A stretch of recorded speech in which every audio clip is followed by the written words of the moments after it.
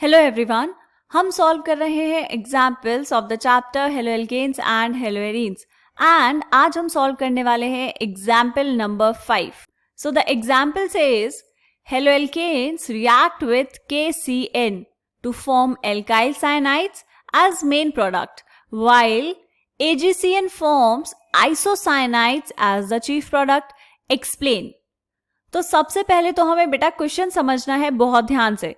क्या कहा क्वेश्चन में कि हेलो एल्केन्स जब रिएक्ट करते हैं पोटेशियम साइनाइड के साथ तो एल्काइल साइनाइड बनाते हैं, लेकिन जब वो रिएक्ट करते हैं AgCN के साथ तो वो आइसोसाइनाइड बनाते हैं. तो आपसे पूछ रहा है कि ऐसा क्यों. ठीक है, तो देखो इसको पहले हम थोड़ा सा कुछ रिएक्शंस के थ्रू समझने की कोशिश करेंगे. मान लो आपके पास यह है कोई एल्काइल हैलाइड, ऐसे मान सकते हैं. अगर आपने इसको रिएक्ट करवाया KCN के साथ तो यहां पर आपको प्रोडक्ट क्या मिलेगा.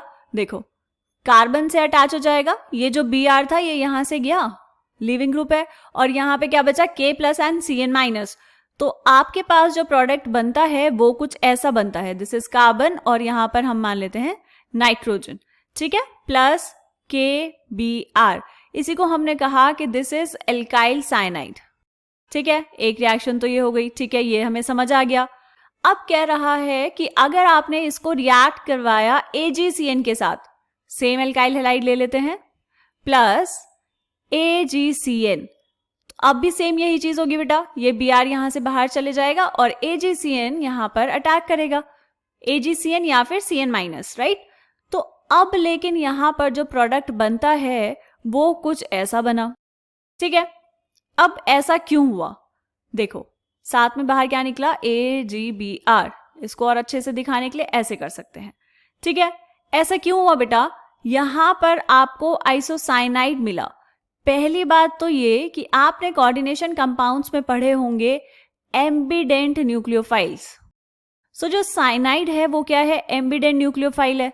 मतलब ये जो CN माइनस है आपके पास, ये कार्बन के थ्रू भी डोनेशन कर सकता है और नाइट्रोजन के थ्रू भी इलेक्ट्रॉन पेयर डोनेट कर सकता है. अब कब कौन सा करेगा ये डिपेंड करता है कि आप इसकी रिएक्शन किसके साथ करवा रहे हैं. कैसे, ये जो है बेटा KCN, ये क्या है, KCN is ionic in nature. Ionic in nature का मतलब क्या हुआ कि यहां पर ये आपको देगा K plus and CN minus. अब CN माइनस अटैक करेगा इस वाले कार्बन पर तो आपको ये प्रोडक्ट मिल गया, दैट इज एल्काइल साइनाइड. यहां पर बेटा ये जो कार्बन और कार्बन का जो बॉन्ड है ये ज्यादा स्टेबल होता है, इसीलिए आपको प्रोडक्ट ऐसा मिला. ठीक है, ये समझ आ गया. लेकिन अगर हम इसकी रिएक्शन करवा रहे हैं AgCN के साथ, AgCN जो है बेटा ये होता है कोवेलेंट नेचर का. कोवेलेंट नेचर का मतलब क्या हुआ कि ये जो Ag है इसने, या फिर हम कहेंगे जो Ag प्लस है, इसने कार्बन को बहुत इजीली अट्रैक्ट किया हुआ है. मतलब कार्बन फ्री नहीं है डोनेट करने के लिए इलेक्ट्रॉन्स को. तो यहां पर जो डोनेशन होती है वो किसके थ्रू होती है, वो डोनेशन होती है नाइट्रोजन के थ्रू. तो इसीलिए यहां पर जो अटैक होगा वो किसके थ्रू होता है, नाइट्रोजन के थ्रू, और आपको कंपाउंड मिलता है आइसोसाइनाइड. बात क्लियर है बेटा. ठीक है, अब ये जो हमने अभी समझा इसको हम देख लेते हैं कि ये लिखेंगे कैसे. आपके NCERT में इसका अच्छा एक्सप्लेनेशन गिवन है, उसी को देख लेते हैं एक बार. देखो बेटा क्या लिखा है यहां पर, KCN is predominantly ionic and provides cyanide ions in solution, although both carbon and nitrogen atoms are in a position to donate electron pairs. इसलिए हमने क्या कहा इसको, this is the ambient nucleophile, जो कार्बन के थ्रू भी electron donate कर सकता है और नाइट्रोजन के थ्रू भी डोनेट कर सकता है.